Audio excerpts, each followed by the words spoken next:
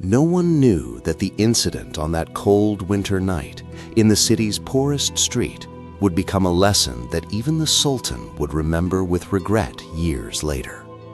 Ahmed Efendi, one of Damascus's wealthiest merchants, was smiling contentedly as he stored his newly purchased silk fabrics in the warehouse. He had been in trade for 40 years and grew richer with each passing day. "Praise be to God," he said with his lips, but his soul was saying something else. "I got here through my own intelligence and hard work," he thought to himself. That evening, leaving the mosque, he saw old man Mehmet Efendi, the beggar who sat at the mosque entrance every night. As usual, he tossed a few coins in front of him, but this time the beggar stopped him.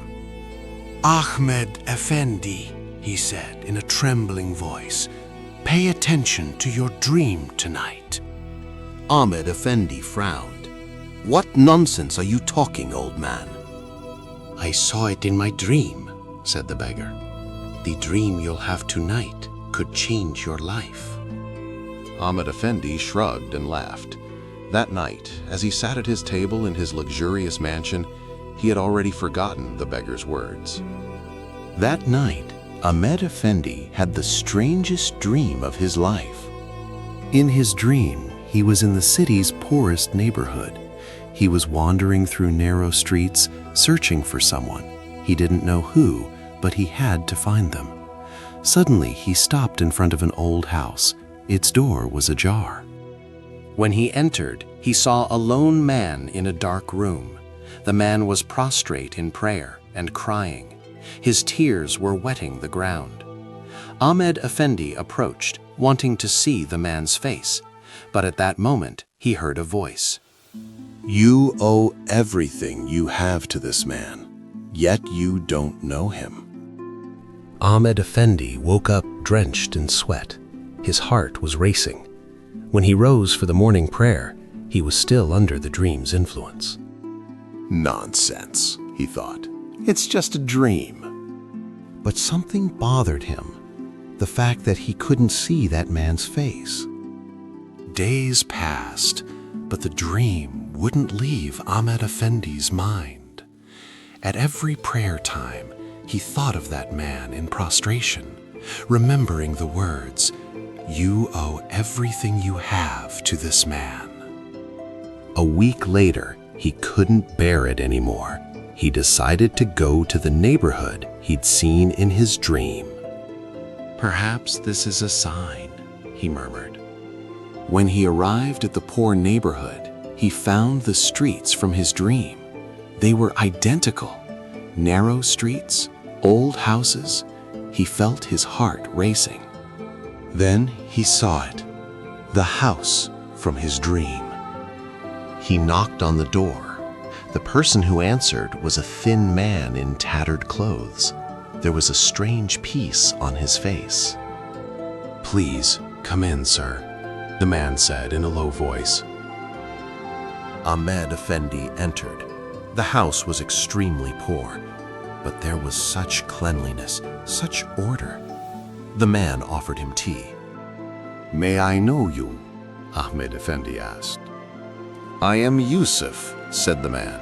"I'm a night watchman. I sleep during the day, and at night I patrol to protect the city." Ahmed Efendi asked directly, "What do you do at night? Just patrol?" Yusuf smiled.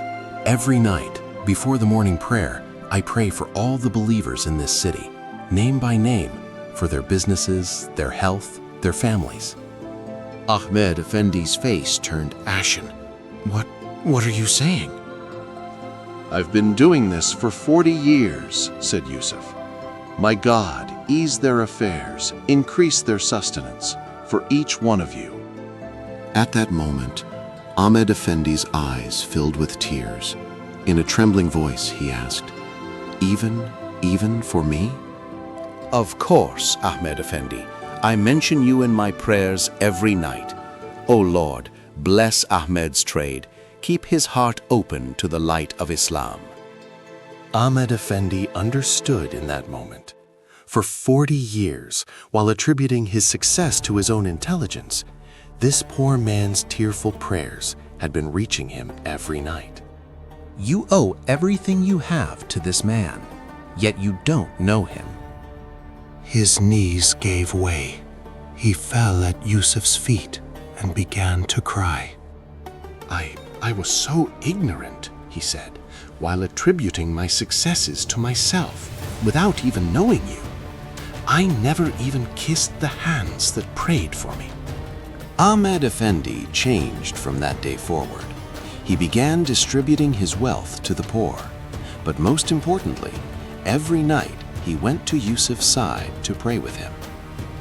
"Teacher," he said to Yusuf one day, "you prayed for me for 40 years, and I gave you nothing." Yusuf smiled. "Ahmed Efendi, I didn't ask anything from you. I did it for God's sake.